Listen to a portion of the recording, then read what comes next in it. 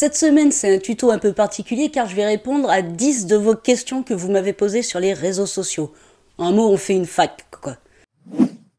Salut, c'est Maud, j'espère que vous allez bien. Cette semaine, donc, comme je vous disais, on va faire une fac, histoire de répondre à quelques-unes de vos questions que vous m'avez posées sur les réseaux sociaux.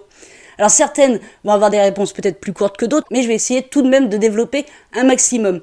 Donc je vais faire un tour d'horizon assez large, j'en ai pris 10 pour commencer, il y en aura 10 autres dans un prochain tutoriel qui est d'ici 2 semaines environ. Et comme ça nous permet de faire soit un point, soit d'avoir une réponse à vos questions que vous pouvez vous poser et que je n'ai pas encore traitées en tutoriel. Donc commençons tout de suite avec la première question.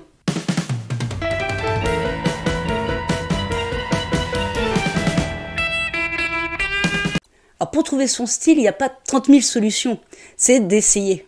D'essayer plusieurs styles, c'est-à-dire que si vous avez envie d'écrire dans le polar, mais que vous ne savez pas si vous allez tenir plusieurs romans, il vous suffit de commencer, ne serait-ce que par des nouvelles. Les nouvelles, c'est très pratique pour savoir quel style on a envie de transmettre à nos lecteurs. Donc vous essayez une nouvelle policière si vous avez envie. Si vous voyez que ça ne vous intéresse pas ou peu, ou que c'est un genre littéraire qui est un peu trop difficile pour vous, qui fait qu'il y ait trop de codes et que ça ne vous intéresse pas, vous préférez avoir l'esprit et l'imaginaire complètement libre, alors vous pourrez ensuite choisir un nouveau genre ou un nouveau style littéraire, et ainsi de suite. C'est pour ça que je vous conseille, si vous avez envie de trouver votre style, c'est de vous essayer aux nouvelles. Alors, vous n'êtes pas obligé de vouloir les éditer, ces nouvelles. Ça peut être juste pour vous, des nouvelles qui resteront dans votre tiroir, comme on dit, mais ça vous permettra de trouver le style qui vous convient le mieux.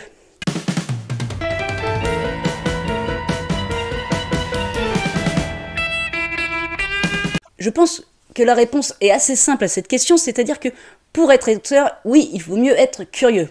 De toute façon, en tant qu'écrivain, vous n'avez même pas à vous poser cette question, vous êtes de nature curieuse. Dire de nature curieuse, je vous dis pas d'aller espionner votre voisinage ou des choses comme ça, je vous dis tout simplement que vous allez vous intéresser à différents sujets.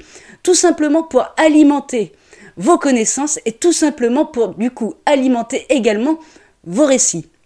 Si vous regardez les informations, si vous lisez beaucoup, si vous vous intéressez, je ne sais pas moi, à l'art de la coutellerie ou des choses comme ça, vous allez emmagasiner un savoir et vous allez pouvoir le retransmettre dans vos écrits. C'est pourquoi un auteur a tout intérêt à être curieux.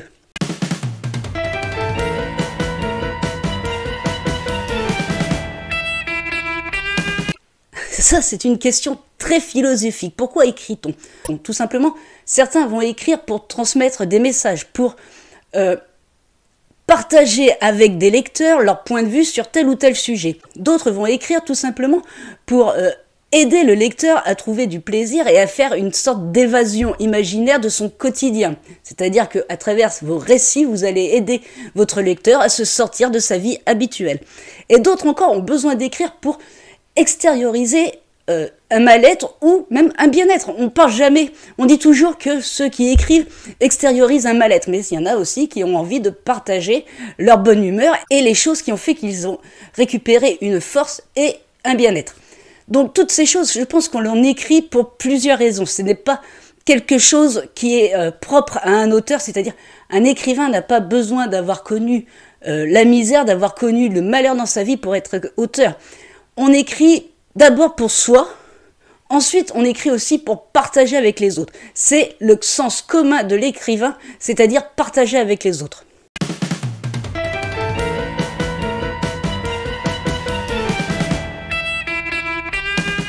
Alors la bonne taille pour un chapitre, je vous l'ai déjà dit dans un tutoriel d'ailleurs, hop, je vous le remets par là. La bonne taille pour un chapitre n'existe pas. Un chapitre est là pour une action dans votre récit. C'est-à-dire que au début du chapitre, votre action va commencer et à la fin du chapitre, il faut qu'elle soit terminée. Et au chapitre suivant, vous passerez à la seconde action et ainsi de suite. Pour ce qui est de la taille, pas la peine de vous mettre des freins. Tant que votre action n'est pas terminée, votre chapitre doit continuer. C'est-à-dire que votre chapitre numéro 1 peut faire, on va dire, l'équivalent de 2 pages à 5, mais votre chapitre numéro 2 va pouvoir faire 5 pages et le chapitre numéro 3 ne pourra faire que 1 page.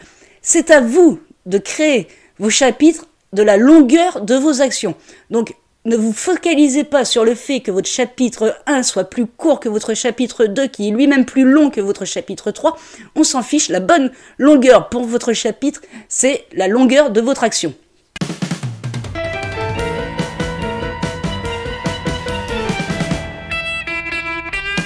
Alors non, vous n'êtes pas obligé de créer un plan pour commencer à écrire votre récit. Tout simplement, certains vont préférer avoir un plan pour poser leurs idées et savoir où ils vont. D'autres vont avoir moins ce problème et vont laisser leur imagination aller tout au long de l'écriture. C'est-à-dire qu'ils vont commencer à écrire et ils vont suivre leur imaginaire jusqu'à la fin de leur récit. Certains vont aussi préférer faire un mixte entre les deux, c'est-à-dire poser les grandes lignes et ensuite laisser leur imaginaire faire la suite. À vous de choisir, vous n'êtes pas obligé de créer un plan avant de commencer à écrire votre roman.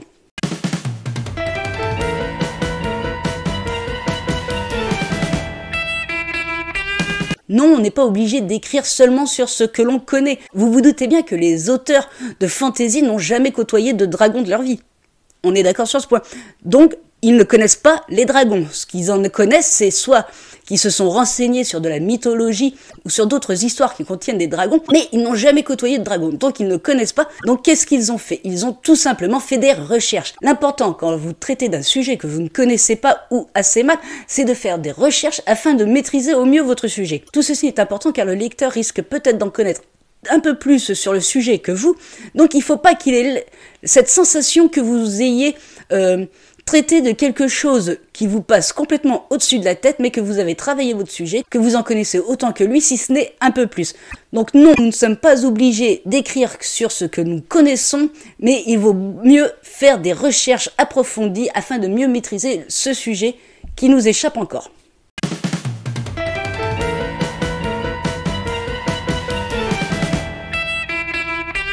Alors il faut bien distinguer que le roman, c'est quand même un récit long.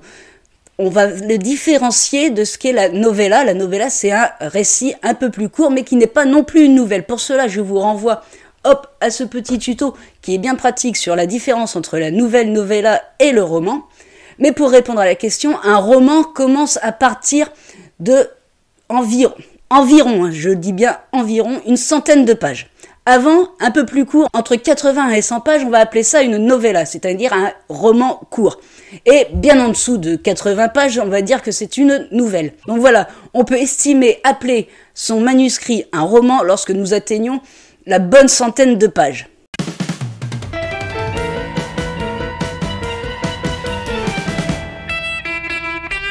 En ce qui concerne les nouvelles, normalement, les nouvelles, c'est également un court récit qui se termine par une chute.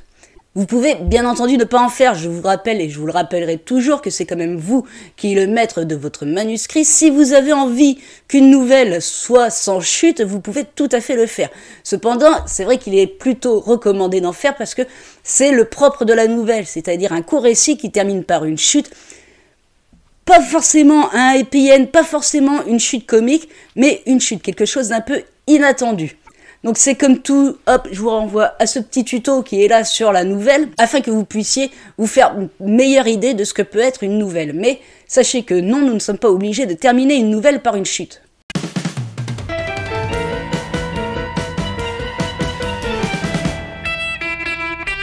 Alors oui, on peut commencer à écrire son roman par la fin. En fait, je vous conseille tout simplement d'écrire votre manuscrit par l'action que vous avez envie et que vous avez en tête. C'est-à-dire que ça peut être la fin de votre roman, ça peut être une action en plein milieu de votre roman ou tout simplement le début. Mais ne vous bloquez pas à savoir si vous devez écrire votre manuscrit de façon chronologique ou non. Commencez à écrire votre manuscrit de la façon dont vous le souhaitez. Vous êtes le maître du jeu, c'est vous qui maîtrisez votre manuscrit. Si vous avez envie de commencer par la fin, vous pouvez largement commencer par la fin. Personne ne s'en apercevra une fois que vous aurez terminé votre roman. L'important, c'est de pouvoir ensuite bien combiner tous vos éléments afin que ceci donne une histoire cohérente et qui se suit.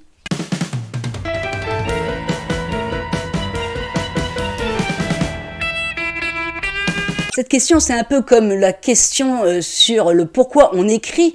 C'est puis-je abandonner mon manuscrit en cours d'écriture? Oui. vous avez parfaitement le droit d'abandonner votre manuscrit en cours d'écriture. Si l'histoire ne vous plaît plus, si vous avez du mal à avancer pour X raisons, parce que vous avez trop de problèmes dans votre vie qui vous bouffent l'esprit, ou si tout simplement vous trouvez que votre idée n'est plus aussi bonne qu'au début, ou que vous êtes embourbé dans votre histoire, vous pouvez parfaitement arrêter votre manuscrit en plein milieu. Rien ne vous empêchera de le reprendre un peu plus tard si vous en avez envie, ou carrément de le mettre à la poubelle si vous trouvez qu'il ne mérite même pas d'être poursuivi. Donc oui, ne culpabilisez pas, vous avez parfaitement le droit d'abandonner votre manuscrit en plein milieu de votre écriture. Voilà pour la petite fac de cette semaine, c'était juste les 10 premières questions. On verra 10 autres questions d'ici 15 jours. En attendant, je vous souhaite une bonne écriture à toutes et à tous, et prenez soin de vous.